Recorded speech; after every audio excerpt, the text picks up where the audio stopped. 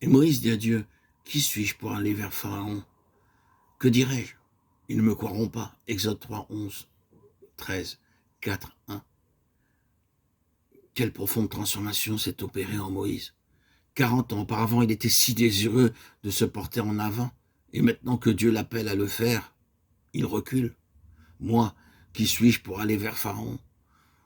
Où est la suffisance du Moïse d'autrefois, de l'homme qui était puissant en parole et en œuvre? Et en bien des cœurs timides ont aussi résonné les paroles échangées entre Dieu et Moïse. Et d'abord, constatons que l'œuvre proposée est écrasante. S'en acquitter semble absolument impossible à l'instrument choisi. Dieu demandait ce qu'il ne pourrait jamais faire. Mieux valait se récuser immédiatement que de partir et d'échouer.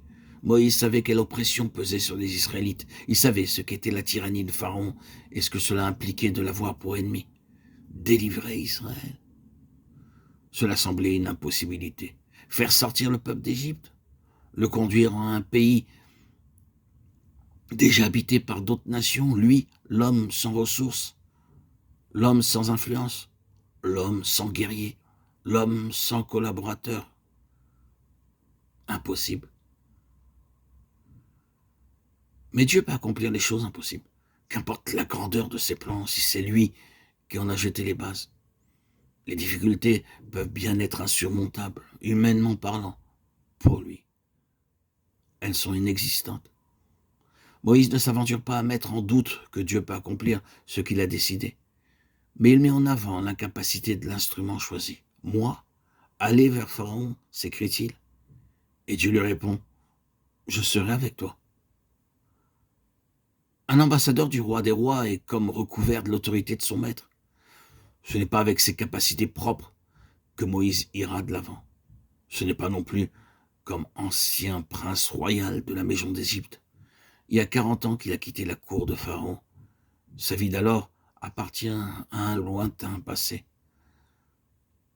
Dans le messager qu'il choisit, Dieu ne recherche pas l'influence que celui-ci pourra exercer du fait d'une haute situation ou de puissantes relations. Pour Moïse, ces choses sont maintenant inexistantes. Il doit aller de l'avant, uniquement avec l'autorité et la puissance de Dieu.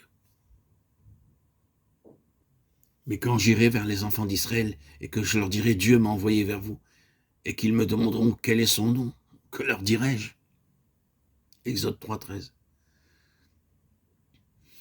Le Seigneur est patient, avec quelle douceur il répond à cet homme qui veut se dérober, lui montrant que ses craintes ne sont pas fondées.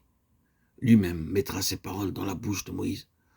Moïse n'aura qu'à dire à ses frères que Dieu lui est apparu et qu'il l'a envoyé vers eux. Puis Dieu lui dit exactement ce qu'il devra faire. Il lui annonce que Pharaon le recevra. Il avertit que ses démarches ne seront pas immédiatement couronnées de succès. Mais Dieu agira en faveur de son peuple, et au moment voulu, les Israélites sortiront d'Égypte, non comme des esclaves qui s'enfuient, mais à la vue des Égyptiens et chargés de leurs dons.